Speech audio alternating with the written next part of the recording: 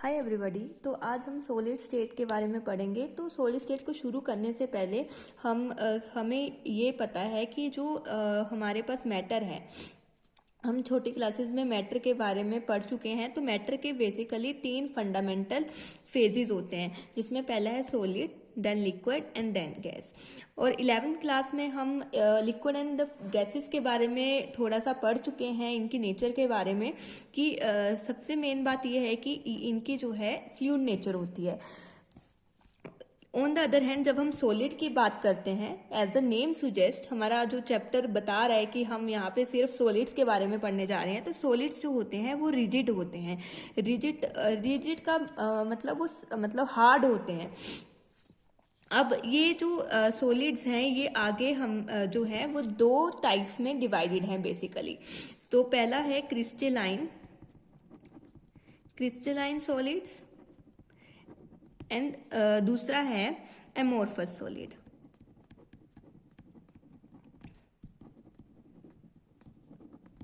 अगर हम सबसे पहले अगर हम क्रिस्टलाइन सॉलिड की बात करें कि क्रिस्टलाइन जो सॉलिड है उसको हम क्रिस्टलाइन सॉलिड क्यों बोलते हैं, तो इनका जो ये डिफ्रेंशिएशन जो हमने किया है इस एक सॉलिड का बेसिकली 2 हमारे पार्ट्स में, तो वो हमने किया है on the basis of arrangement कि इसकी अरेंजमेंट कैसी होगी, इसके अंदर जो एटम्स होंगे उनकी अरेंजमेंट कैसी होगी और इसके अंदर जो एटम्स होंगे उसकी अरेंजमेंट कैसी होगी। अगर हम क्रिस्टलाइन सॉलिड्स की बात करते हैं तो यहाँ पे जैसे अगर हम ये एक एटम मान लेते हैं, ठीक है, तो ये एटम एक लाइन में सबसे पहले हम जैसे ये एटम बना रहे हैं, ये एक दूसरे को टच करते हुए बना रहे हैं, ठीक है। और यहाँ पे बनाते हुए मेरे से साइज का डिफरेंस हो सकता है, लेकिन ये इक्वल साइज के होते हैं, रिजिड होते हैं। एंड जो दूसरी हमारी जो लेयर होती है वो एग्जैक्ट हमारी इसी लेयर के नीचे हमारी बनती है। इस तरह से बिल्कुल सेम हमारा इसका पैटर्न होगा, जो ऊपर वाली लेयर का है वही नीचे वाली लेयर का होगा। ऐसे ही हमारा जो थर्ड लेयर है, ऐसे अब एक सॉलिड में अनगिनत बहुत हमारी जो है वो लेयर्स हो सकती हैं, मेरे से आगे पीछे बनाई जा सकती हैं, क्योंकि I haven't any equipment to draw this small circles. तो आपने बस क्या करना है, आपने समझने की कोशिश करनी है कि हमने जो क्रिस्टलाइन सॉलिड में जो पहली लाइन का पैटर्न था वही हमने दूसरी लाइन का पैटर्न रखा है, ठीक है। मतलब इसका जो पैटर्न है लाइन का वो exactly same as a first line, एक के नीचे एक, एक के नीचे एक, एक के नीचे एक हमारा जो है वो पैटर्न आने वाला है, ठीक है। अब अगर हम हम लिखें दैट क्रिस्टलाइन, सबसे पहली जो डिफरेंस आता है that is on the basis of arrangement कि crystalline solids have same pattern of atom arrangement. Okay, तो अगर अब हम इसी तरह से हम एमोर्फस सॉलिड की बात करें, एमोर्फस सॉलिड में क्या होगा, एमोर्फस सॉलिड्स में हमारा जो फर्स्ट लाइन तो हम जैसे बना रहे थे हम वैसे ही बनाएंगे, ठीक है। लेकिन जो हमारी दूसरी लाइन है, ठीक है, वो हम क्या करेंगे, वो हम फर्स्ट लाइन के डिप्रेशन में हम वो एटम बनाएंगे इस तरह से, या आप कह सकते हो उसमें कोई अरेंजमेंट नहीं होती, आप जैसे मर्जी बना लो, कोई नीचे बना लो, कोई बड़ा एटम बना लो, कोई छोटा एटम बना लो, आप ऐसे हमारा अमोर्फस सॉलिड्स का जो है वो बनने वाला है, ठीक है। तो एक बार फिर से मैं आपको क्लियरली बता देती हूँ कि जो हमारा क्रिस्टलाइन सॉलिड है उसमें क्या होगा, आपके जो एटम्स होंगे वो इक्वल साइज के होंगे और उनका जो अरेंजमेंट पैटर्न होगा वो भी बिल्कुल एग्जैक्ट सेम होगा, एक के नीचे एक, एक के नीचे एक, या पहली लाइन के डिप्रेशन में दूसरा एटम, मतलब ये 2 तरह से अरेंज हो सकते हैं। एक तो इसका पैटर्न ये है, ठीक है, जो सिंपल बेसिक पैटर्न है, और दूसरा आप इसको कैसे बना सकते हो ये हम आगे पढ़ेंगे। फिर भी मैं आपको जर्नल बता देती हूँ कि एक तो हमारा कि पहली लाइन के नीचे दूसरी लाइन हमने बनाई, पहले एटम के नीचे बिल्कुल टच करता हुआ दूसरा एटम हमने बनाया। एक तरीका ये हो गया। दूसरा हो गया कि हमने पहली लाइन बनाई, ठीक है, पहले एटम में हमने पहली लाइन में एटम को अरेंज किया और ऊपर वाली लाइन का जो डिप्रेशन है ये यहाँ पे हमने नीचे वाली लाइन को शुरू कर दिया। तो ये भी, और उसके इसके डिप्रेशन में जैसे हमने नेक्स्ट लाइन हमने शुरू कर दी। तो आप देख सकते हो जो पहली लाइन है और जो तीसरी लाइन है, ठीक है, ये एकदम एक जैसी दिख रही है। तो ये भी एक पैटर्न हो गया। और जब हम इसके डिप्रेशन में हम एटम बनाएंगे तो ये इस वाली के तरह हो गया। तो ये भी एक पैटर्न फॉलो कर रहा है। तो ये भी क्या होगा, ये भी क्रिस्टलाइन जो है सॉलिड का ही एग्जाम्पल होगा। उसके बाद अमोर्फस सॉलिड है। अमोर्फस सॉलिड में हमारा कोई एटम जो है वो डिफरेंट साइज के हो सकते हैं, उनका कोई पैटर्न नहीं होगा, वो उनका अरेंजमेंट का कोई पैटर्न नहीं होगा कि जैसे इसमें था। इसमें आपके एटम जैसे मर्जी अरेंज हो सकते हैं, ठीक है। अब हमारे पास सबसे पहला डिफरेंस आ गया क्रिस्टलाइन एंड अमोर्फस सॉलिड्स में, दैट अमोर्फस सॉलिड्स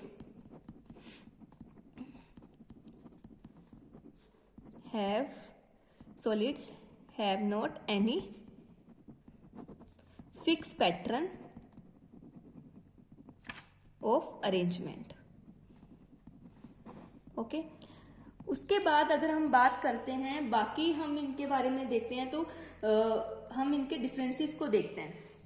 सबसे पहले अब यहाँ पे जो आपका एटम्स हैं वो उनका एक प्रॉपर अरेंजमेंट है, मतलब वो कम्पैक्टली अरेंज्ड है, बिल्कुल कम्पैक्ट। आप जैसे आप एग्जांपल ले सकते हो कि किसी आपने बॉक्स है आपका, कोई भी बॉक्स, आप क्यूबिकल बॉक्स ले लो, ठीक है।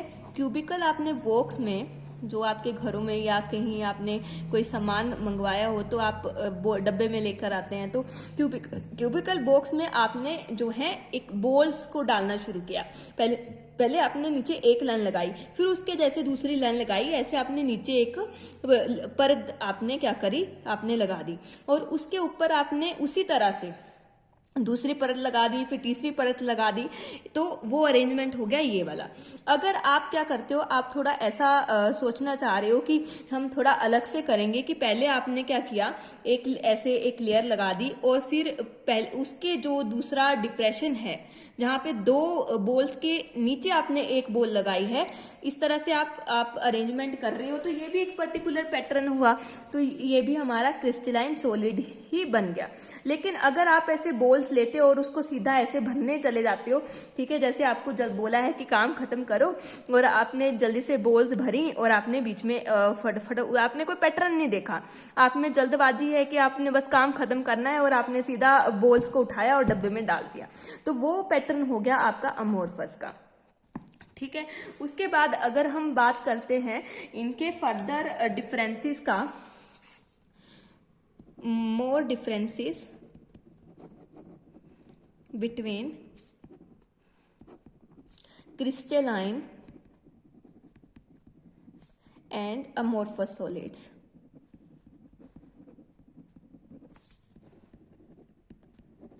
तो अगर हम इनके बारे में और बात करते हैं तो एक तरफ हम क्या करते हैं, हम एक तरफ क्रिस्टलाइन लिख लेते हैं और दूसरी तरफ हम लिखते हैं अमोर्फस, ठीक है। तो पहला तो ये ही आ गया कि प्रॉपर पैटर्न है क्रिस्टलाइन का, ठीक है, प्रॉपर पैटर्न है, नॉट हैविंग प्रॉपर पैटर्न, ठीक है। और उसके आगे हमारे पास एक है कि इसका जो क्रिस्टलाइन का है वो एक शार्प मेल्टिंग पॉइंट है, कि आपका ऐसा नहीं है कि पहले ये सॉफ्ट होना शुरू करेगा फिर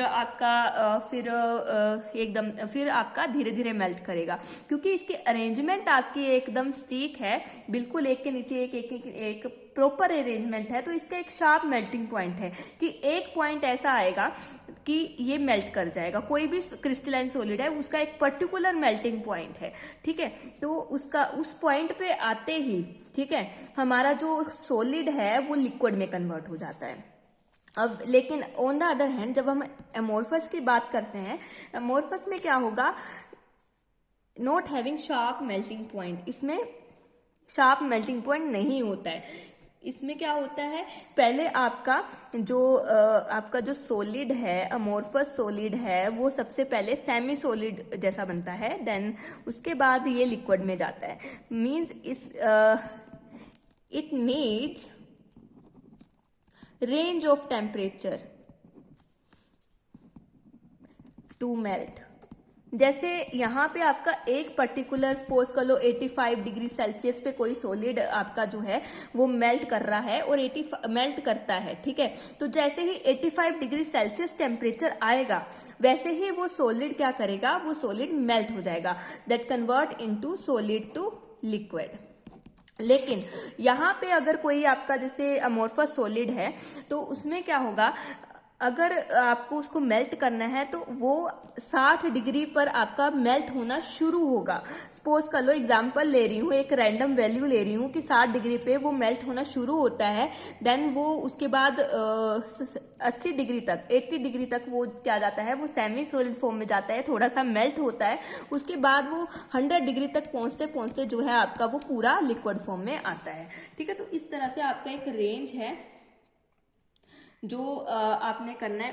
उसके आगे अगर हम बात करें नेक्स्ट की, कि यहाँ पे इसकी जो प्रॉपर्टीज हैं क्रिस्टलाइन सॉलिड्स की,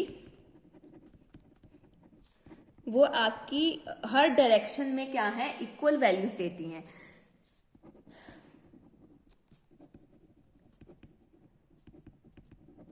दैट गिव इक्वल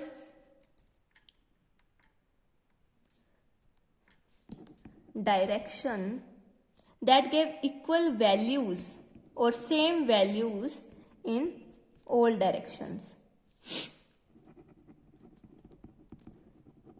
ठीक है। मतलब हम इसको एक वर्ड के थ्रू हम बता सकते हैं कि जो क्रिस्टलाइन सॉलिड में, जैसे कोई भी सॉलिड है, सपोज कर लो आपके पास ये सॉलिड है, ठीक है, ये सॉलिड है, तो अगर हम इसका कोई हम प्रॉपर्टी यहाँ पे मेल्ट करेंगे, यहाँ पे मेल्ट करें, यहाँ पे मेजर करेंगे, यहाँ पे मेजर करेंगे और यहाँ पे मेजर करेंगे, तो हमारा क्या होगा, हमारी वैल्यू सेम आएगी, क्योंकि इसकी अरेंजमेंट आपकी सेम है, ठीक है। इस मार्कर की जो आपकी वो है अरेंजमेंट ऑफ एटम्स, वो एक पैटर्न में बनी हुई है। तो आपका चाहे आप इस पॉइंट पे आप उसकी कोई रिफ्रैक्टिव इंडेक्स, आप मेल्टिंग पॉइंट, बॉइलिंग पॉइंट, इस पॉइंट को लेके आप मेजर करें तो वैल्यू जो है, चाहे यहाँ से करें, यहाँ से करें, यहाँ से करें, तो आपकी जो वैल्यू है प्रॉपर्टीज की वो सेम आने वाली है, ठीक है। लेकिन उसी तरह तो इस प्रॉपर्टी को हम बोलते हैं एनआइसोट्रोपिक। तो हम बोल सकते हैं कि जो क्रिस्टलाइन सॉलिड्स हैं वो एनआइसोट्रोपिक होते हैं नेचर में। वैसे ही एमोर्फस सॉलिड्स की बात करें, these are isotropic in nature. Isotropic का मतलब है, जैसे कि हमने पीछे पढ़ा कि यहाँ पे अगर मैं फिर से बनाऊं तो इनका कोई प्रॉपर आपका पैटर्न नहीं है, कोई बड़े छोटे कुछ भी आपका डिफरेंट आपका पैटर्न आता है, कोई आपका ऐसा पैटर्न नहीं आता कि ये सेम है, ठीक है। तो यहाँ पे क्या होगा कि आपका जो है पैटर्न अलग है, कि आपने बॉल्स को ऐसे ही डाल दिया, बॉल्स को आपने जल्दबाजी में आपने बॉक्स में डाल दिया, तो उसका कोई पैटर्न तो होगा नहीं, वो ऐसे टेढ़ी मेढ़ी आपकी पड़ी होंगी बॉक्स में।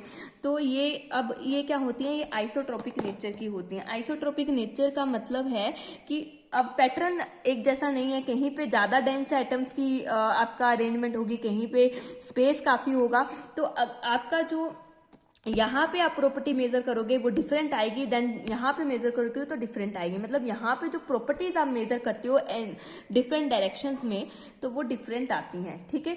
उसके बाद हम इसमें ये बात करते हैं कि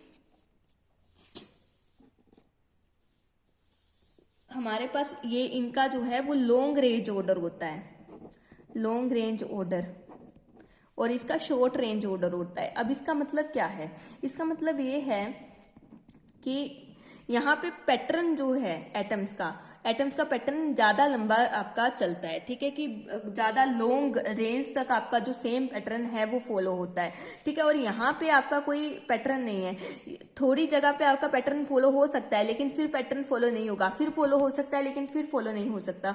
तो इस तरह से आपका एक शॉर्ट रेंज में अगर फॉलो हो रहा है पैटर्न तो शॉर्ट रेंज तक फॉलो होगा, ठीक है, ज्यादा बड़ी रेंज तक पैटर्न फॉलो नहीं होगा एटम्स के अरेंजमेंट का। उसके बाद जो सबसे इम्पोर्टेंट बात है, जब हम इस पर्टिकुलर अरेंजमेंट को आप देखते हैं किसी भी उसमें, किसी भी सॉलिड में, तो जैसे हम क्रिस्टलाइन सॉलिड का ही हम एग्जांपल ले रहे हैं, मैं बना रही हूं कि ये एटम्स मैं बना रही हूं, ठीक है। तो एटम्स जैसे ही मैंने, अब देखो मैंने डिप्रेशन में रख दिया है, डिप्रेशन में रख रही हूं, तो इस तरह की मैंने अरेंजमेंट ली है यहाँ पे, ठीक है।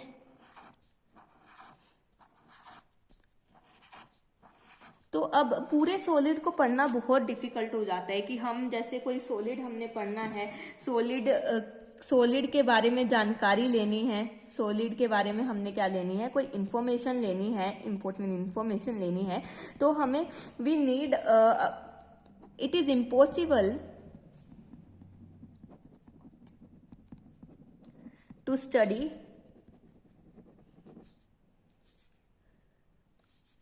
all atoms present in solid as there are plenty of atoms।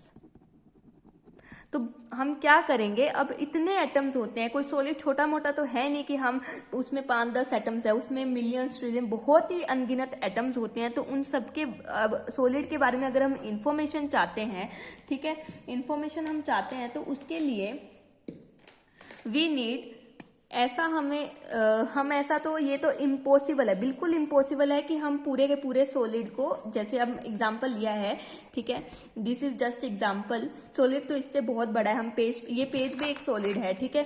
तो ये तो छोटी छोटी चीजें हैं, ठीक है, इसमें भी कोई अनगिनत एटम्स हमारे प्रेजेंट होंगे, ठीक है। तो उनको पढ़ने के लिए हमें एक ऐसा, हमें छोटा से छोटा यूनिट हमें चाहिए कि जिसको पढ़ने से हमारा जो है पूरे सॉलिड की प्रॉपर्टी जो है, चाहे जितना मर्जी बड़ा सॉलिड क्यों ना हो, हम उस छोटा सा ऐसा एलिमेंट हमें मिल जाए जिसको पढ़ने से पूरे सॉलिड की हमें इंफॉर्मेशन जो है, चाहे वो प्रॉपर्टीज से रिलेटेड है, चाहे सिंथेसिस से रिलेटेड, चाहे कोई भी इंफॉर्मेशन है सॉलिड के रिगार्डिंग, वो हमें मिल जाए।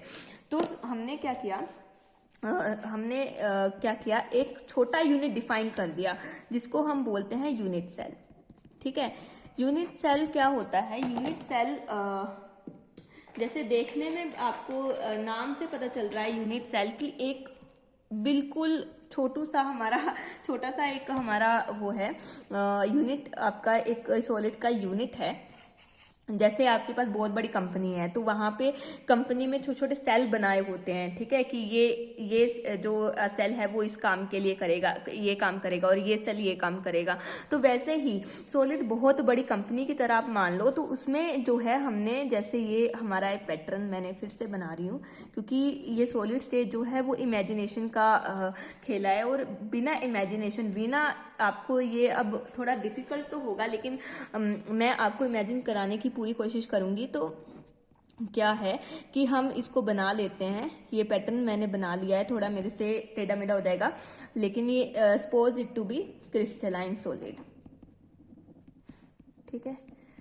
तो आप थोड़ा ये कह रहे हैं कि थोड़ा इसको ध्यान में रखें कि ये बिल्कुल एक के नीचे एक है, एक के नीचे एक है। तो अब जैसे ये मैंने पैटर्न बना लिया है, ठीक है। तो इसमें क्या है, आप देख रहे हो, इसमें सबसे छोटा यूनिट कौन सा है आपका, आप अगर देखो तो ये एटम है, इसके नीचे ये एटम है, इसके नीचे, इसके साथ ये है, ये है, ये है, एक सबसे छोटा यूनिट ये बनता है, ठीक है। बिल्कुल छोटा यूनिट ये बनता है इसमें, ठीक है। अगर इतने ज्यादा स्क्वायर अगर मैं अलग अलग कलर से मैं आपको समझाने की कोशिश करूं कि एक स्क्वायर ये बन रहा है, इसके साथ भी एक स्क्वायर ये बन रहा है, फिर एक नीचे स्क्वायर बन रहा है, ठीक है, और एक यहाँ स्क्वायर बन रहा है, ठीक है, उसके साथ ही अगर मैं देखूँ तो आप देख सकते हो कि ये छोटे से एक यूनिट हमने यहाँ पे एक स्क्वायर मान लिया है। ऐसा नहीं है कि किसी एक यूनिट सेल में सिर्फ एक तरह का ही, एक शेप का ही यूनिट सेल, एक किसी सॉलिड में एक तरह का ही यूनिट सेल, एक शेप का यूनिट सेल प्रेजेंट होगा। ये तो मैंने एक एग्जांपल बताया है कि यहाँ पे स्क्वायर एक यूनिट सेल है, ठीक है। इसके देखो जैसे एक एक स्क्वायर मिलके, कितने ज्यादा स्क्वायर मिलके एक सॉलिड बना रहे हैं, दिस इज एग्जाम्पल। तो इस तरह से हमने डिफरेंट यूनिट सेल्स जो हैं वो डिफाइन करे हैं। तो unit cell is the smallest part of the lattice. अब यहां पे एक नया शब्द आ गया, लैटिस। अब लैटिस क्या है? लैटिस जैसे हमने क्या किया, कोई भी सॉलिड है, सॉलिड तो बहुत बड़ा है, तो उसको हमने आसानी से पढ़ने के लिए, पेपर पे बनाने के लिए हमने क्या किया है, उसको पॉइंट डॉट मान लिया है। तो ऐसे हमने इस तरह से हमने उसको पॉइंट डॉट मान लिया है, ठीक है। ऐसे अनगिनत आपके इस तरह से आप बना सकते हो, ठीक है। तो ये जो हमने सॉलिड स्टेट का, अब देखो पैटर्न सेम है इसमें, ठीक है। डिस्टेंस आगे पीछे हो सकता है क्योंकि पेज पे बना रही हूं। तो हमारे पास क्या है, ये जो एरे ऑफ एटम्स है इसको हम लैटिस कहते हैं, एरे ऑफ एटम्स, ठीक है। तो इसी में हम जैसे इसमें आपका ये स्क्वायर बन रहा है, आप इसमें ये भी बना सकते हो, पैरेललोग्राम, अलग अलग शेप्स आप बना सकते हो, ठीक है। ऐसा नहीं है कि आप सिर्फ एक स्क्वायर बना रहे हो, स्क्वायर लेके चल रहे हो, ठीक है। तो लैटिस, इस पूरे लैटिस का, ठीक है, array of atoms in solid, ठीक है, इस लैटिस का एक स्मॉलेस्ट पार्ट जो है उसको हमने क्या बोला है, उसको बोला है हमने यूनिट सेल, ठीक है। उसके बाद हमारे पास यूनिट सेल कई तरह के होते हैं। तो वो यूनिट सेल कितनी तरह के होते हैं तो वो हम पढ़ेंगे नेक्स्ट लेक्चर में। आई होप सो कि आपको ये काफ़ी पसंद आया होगा। I hope so you like the way I am teaching. So thank you with it.